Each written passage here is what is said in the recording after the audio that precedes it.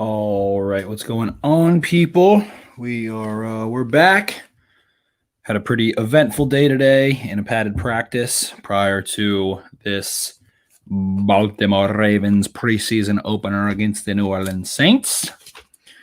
So I've got about 6 pages of notes from today's practice. It was a lot. Started out super slow, but it got quicker and quicker and quicker and quicker. So the first thing I notice is Ravens are going through positional drills, and the quarterbacks are up by themselves. And the quarterbacks always warm up, and they're throwing. They're having quality control and ball boys or whoever go catch passes for them while everyone's in their positional drills, warming the arms up.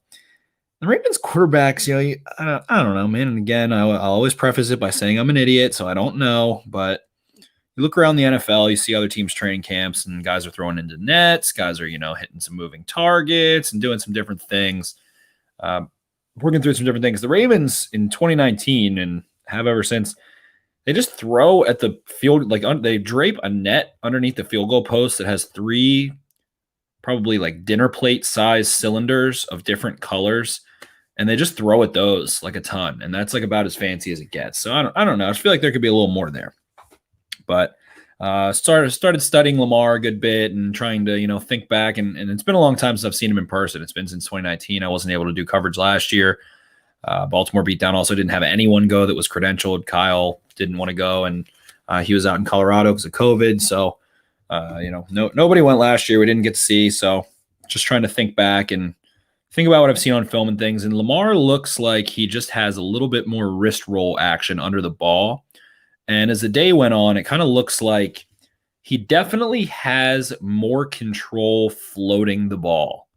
He has more control through his launch point. It looked like his feet and his shoulders were in tune pretty well. And this is practice, so, it's a little different when you can get hit in the mouth. But and that's when things started to break down for Lamar last year a little bit, was those moments when he ultimately didn't have the consistency in his feet and his shoulders being square together and in sync to the target. You think of that Miles Boykin floated interception against the Titans, and you think of the Devin Duvernay.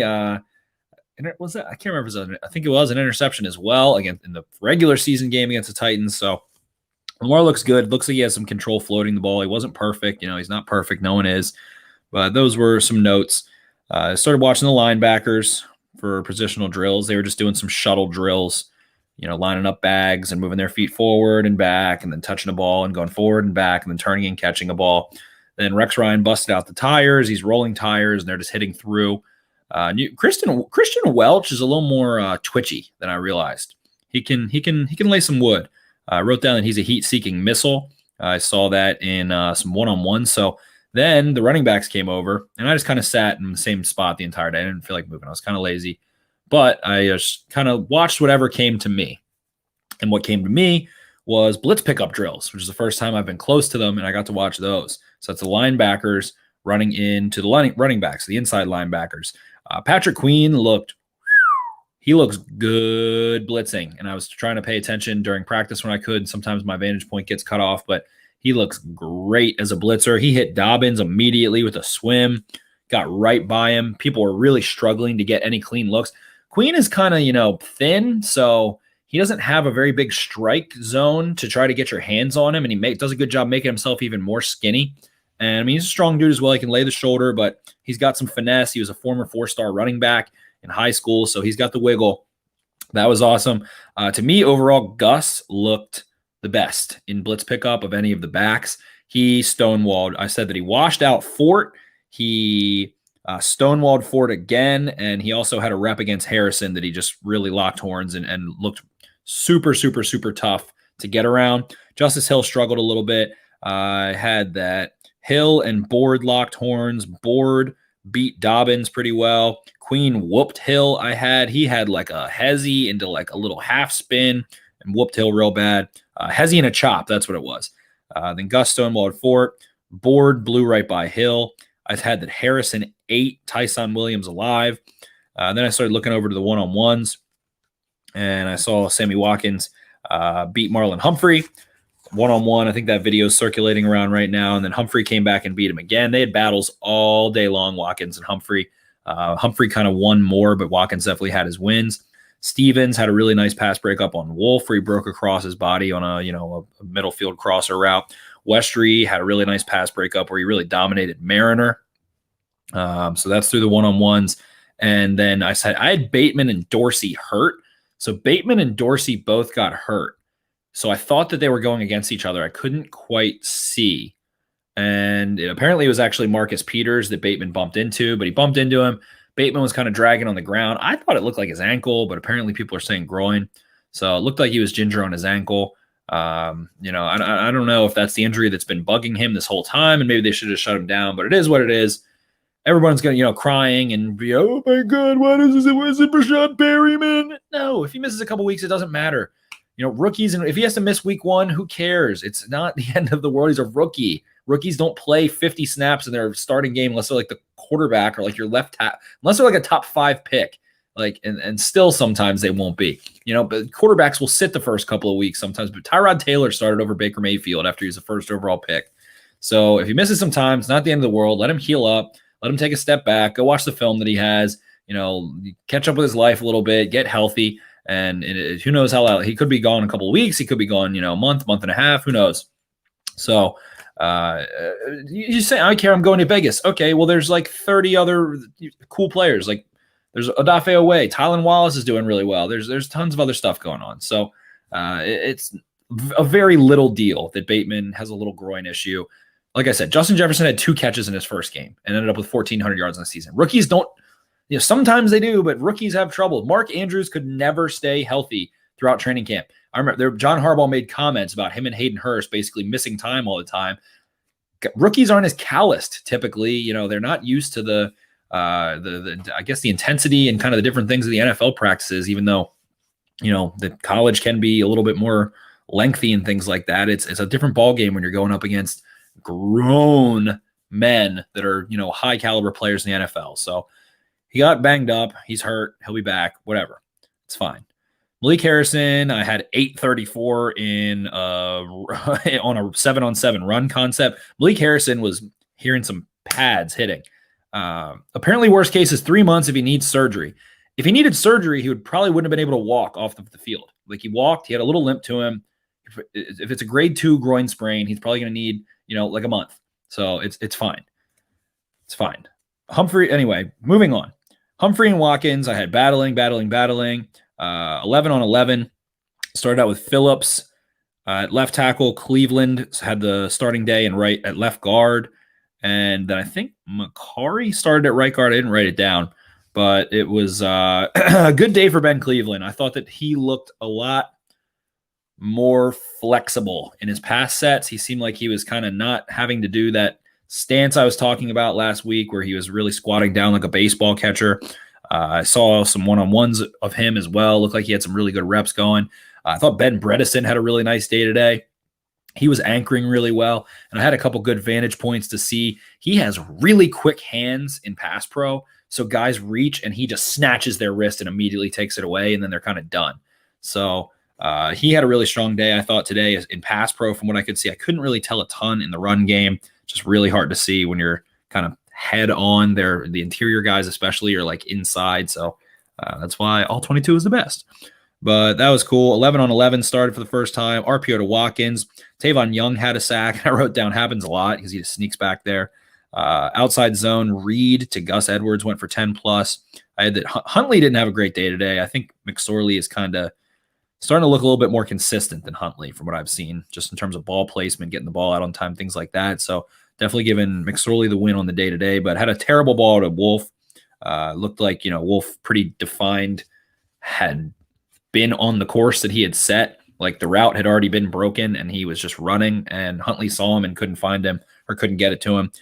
Aaron Crawford blew up Justice Hill outside zone. He like semi-accidentally slammed Hill on the ground, but he was like kind of flexing a little bit too. So he literally won't return until maybe week 7. You don't know that.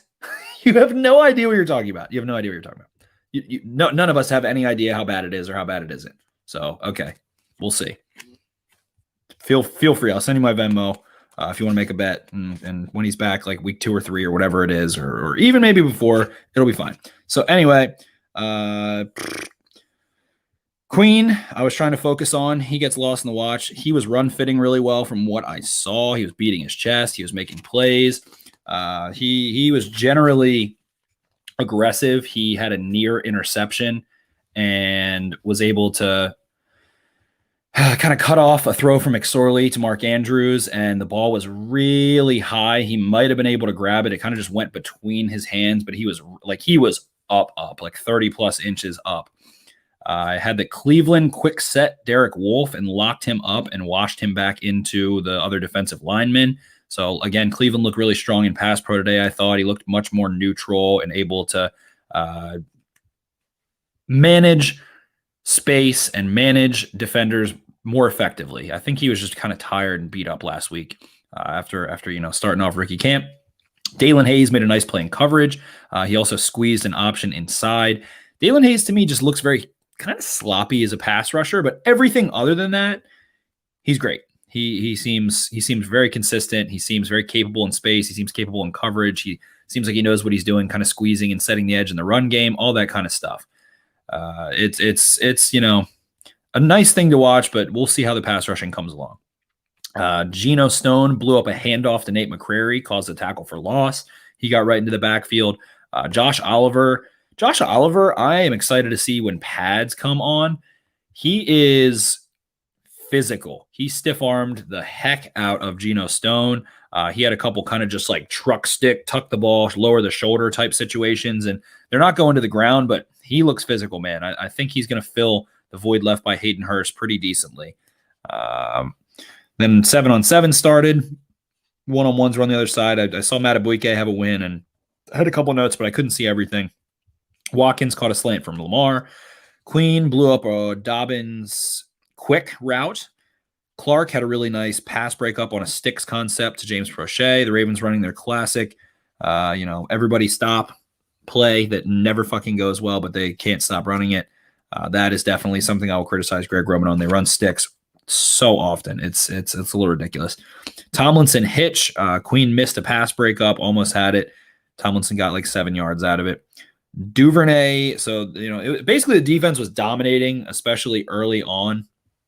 They were really wreaking havoc. Pressure was coming from everywhere. This is 7-on-7, so there's no pressure, but even in that situation. So the first real pass that kind of jumped out and you're like, okay, there we go. Duvernay was lined up in the slot to the left. It was a 2x2, no motion.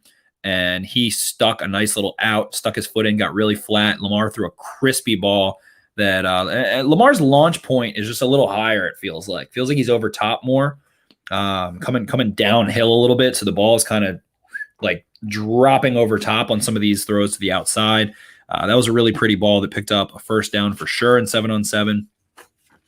Had again, Cleveland pass sets look much better, much more balanced. I saw Justin Madubuike had a vicious swim move on Ben Powers in 1-on-1s. Saw that. He beat him pretty handedly. Again, I had Hayes' hands on his clean as a pass rusher. Houston whooped Andre Smith. Bredesen, clean win versus Javon Swan. Cleveland stonewalled Aaron Crawford in pass pro. Phillips had a really nice pass set at left tackle to beat Jalen Ferguson. And Phillips is starting to kind of be able to like dismantle people and get them on the ground. Like he's able to swat their hands, take their momentum away, and then throw a counter in that puts them in the ground or completely washes them out. So I can see Phillips having a really good year. The classic, intern making a depth chart listed Phillips at tackle. He has played a lot at tackle, but Ronnie Stanley's coming back. I don't know, man. It's going to be a very tight battle between Cleveland and Phillips, it feels like. And I like what I've seen from Phillips at tackle so far. He still stands a little bit too high. He's a little bit too high cut, but I still like what I've seen. OA speed ripped and beat Ely really badly. He blew right by Ely. I also had that Bredesen was anchoring well, so he was really, getting a good back angle, able to lift up guys and fully extend and then kind of stop his feet and create that nice back bend like that where a guy can kind of angle up. So those were all good things. The first real deep pass of the day was Mariner, the guy they just signed from Utah State on a deep corner from McSorley. I wrote that was the biggest play of the day so far. Probably 35-yard deep corner. And he was able to find a nice little nook, reeled in the catch. He had a good day yesterday as well. Westry did beat up on him a little bit in a couple reps. Then we go back to 11 on 11s. And so 11 on 11s go. It's like the first team comes out and they'll do like a mock series and then they'll all get off. Then the second team will come on. They'll do a mock series. Third team come on. They'll do a mock series. Then the whistle blows. So this was a great thing, but it's kind of bad at the same time. So Lamar comes out and uncorks a deep ball to Sammy Watkins over top. I was kind of watching the offensive line play, and then I saw Lamar about to unload. So I wasn't watching the coverage. I saw Chuck Clark in like my peripheral. It looked like there was some sort of blown coverage somewhere. I'm not blaming Chuck Clark. It looked like it went past him. I'm not sure what was supposed to happen, but Sammy Watkins just blew right by. It probably would have been a touchdown. Humphrey came to chase it down at like the 5, but I think Sammy had kind of just let up because they're not going to tackle him. But I thought it was a long touchdown. Lamar hit him perfectly in stride down the right sideline. Watkins started on the left side, ran across to the right side, kind of snuck behind the defense that way, and Lamar let him upfield. He perfectly caught the ball, like medium extension right there so he could keep running through the catch point. Beautiful throw. It was really, really, really, really beautiful touch throw. Hayes had a pass breakup or forced fumble. It was somewhere in that area. It probably was a forced fumble. I don't know. I couldn't quite see, but looked more like a forced fumble on Prochet. Prochet had a quick little catch. Hayes just jacked the ball right out. Again, Hayes looked strong in coverage. He also jumped on a fumble later. It looked like I couldn't quite see the scrum, but I saw him on the ground with the football. I wrote that Tyson Williams is RB4. I think he just looks a little bit better than Nate McCrary. We'll see what happens when in the Saints preseason game, but Williams looks a little stronger. McCrary's got some speed on the perimeter, but I think Williams is just more well-rounded. Again, I had written down about Bredesen. It's like the third note I made about him. His hand placement and quickness were standing out. His anchor stands out. Nate McCrary did have a really great blitz pickup on our Darius Washington. Washington walked down from single high. They rotated, and then Washington snuck off the edge, and McCrary was on the left side. Washington blitzed from the right side. McCrary crossed the quarterback's face and absolutely, cut off Washington. So that was a really nice blitz pickup.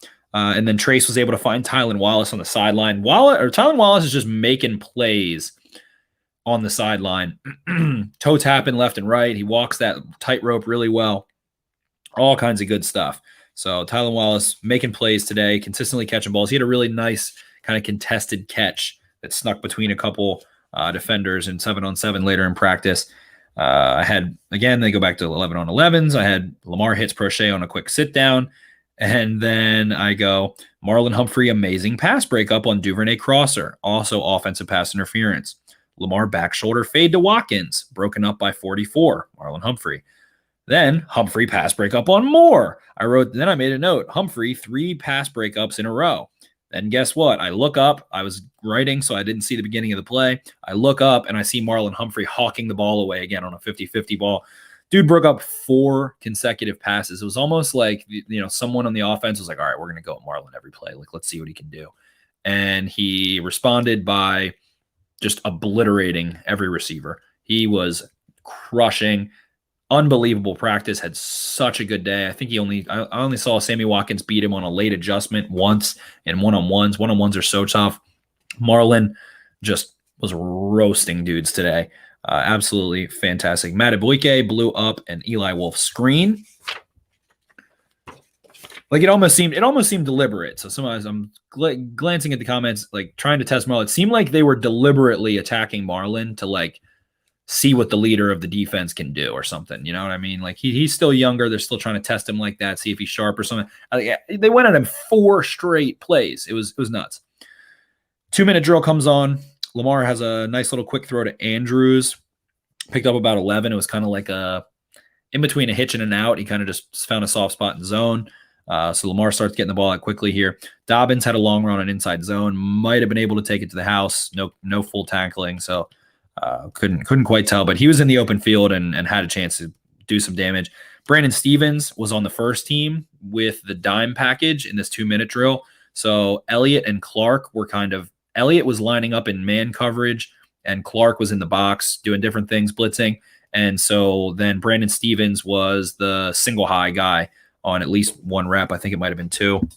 And then Lamar threw a 40-yard dime, at least like probably 30, 33 yards in the air, I want to say. And again, it just feels like he's starting to be able to control those deep floaters to let guys run under them really well.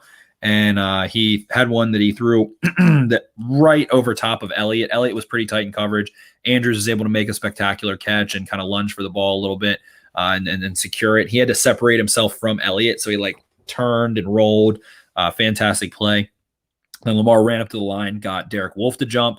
Then the pressure forced Lamar after that into 2 throwaways. So the pass rush was getting there. He wasn't able to get the ball out quickly. Bredesen was taking a lot of reps at center now when because since Bozeman's out, then it went to red zone 7-on-7s.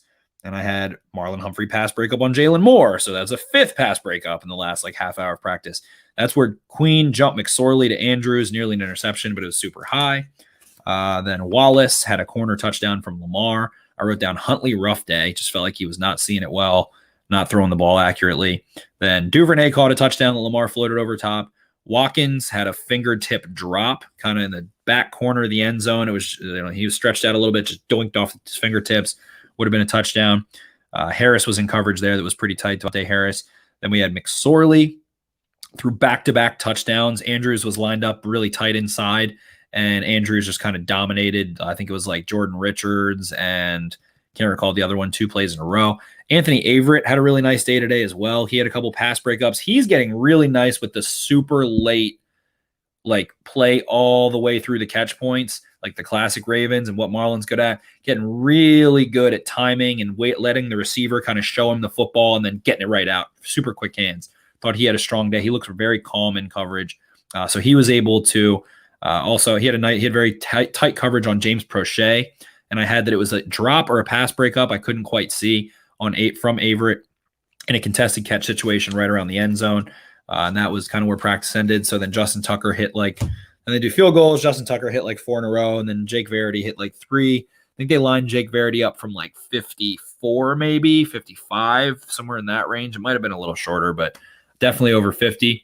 And he missed wide right, very wide right. So that was all that I saw today. Marlon had a great day. I thought Patrick Queen played well. LJ Ford had some nice moments. Broderick Washington, I noticed flash a couple times. So those were all good things. Like I said, Tyree Phillips stood out to me. Lamar's ball had good control. Deep. So we'll go through some comments. Can't wait for Saturday preseason. Yeah, it's going to be really exciting.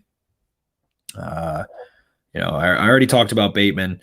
People are just going absolutely insane. Like, stop making assumptions about what Rashad Bateman is or what is going on. Like I said, Mark Andrews couldn't stay healthy in his rookie camp.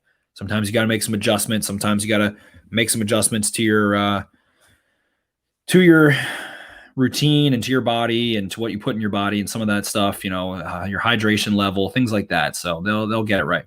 Mike Good. Yeah. Apparently if you need surgery, it's 3 months, something like that. I saw something very similar from someone who's some PT, Twitter, whatever, medical predictor guy. That was OA. OA looks very fast. Like I said, winning with speed. Excited to see what he can do in some power situations. Hewitt said Lamar should throw to the other side of the field instead of targeting Marlon. Again, it almost seemed like it was intentional. It was pretty funny. Bateman is Perriman. Yeah. Oh, yeah. Yep. Yeah. Perriman blew his ACL out on the first day of camp. Everyone just cool your jets. Did Washington stack on his day from yesterday? I don't think he was targeted a ton. I kind of stopped. I didn't focus on him too much today. Seemed like he was in the slot again today a little more, and there was less single high reps and less 2 high reps for him. But the offense was trying to make sure Marlon was in game shape for week 1. He killed it today. Marlon's best day at camp. He's rounding into form. And again, like I was talking with Cole Jackson, friend of the pod, friend of the show, whatever. And some guys just take a couple weeks to get warmed up. Some guys, like Orlando Brown sometimes, even into the season, Orlando Brown was like not playing well against the Texans last year early on, things like that. Guys are trying to peak into the season. So Marlon seems to be getting like expert level crazy right now. Yesterday he was grabby a little bit. Some guys caught some balls, got a couple flags, but he's on it right now. He's bringing the intensity, he's bringing the knowledge. So It was a very eventful day today. Gus Edwards looks really good in pass protection. I thought was a big takeaway. Dobbins looks nice coming out of the backfield, looks fast. Justice Hill was making a couple nice, catches underneath. Josh Oliver again making plays, strong. And so Peters and Peters and Marlon look, I mean, Peters lets up his catches here and there, but like Peters, people will be like, oh, he let up like a 12-yard out route where he got turned around when he's playing like a cover 3 cloud. And it's like, that is a good thing to let up in that situation. So Peters looks like he's been pretty sharp overall. I'm happy with what I've seen from him for sure. So that about does it for training camp today. Bateman's hurt, so whatever. Take a couple weeks. Everybody flip out about it. Have fun. All right, I'll talk to you guys tomorrow.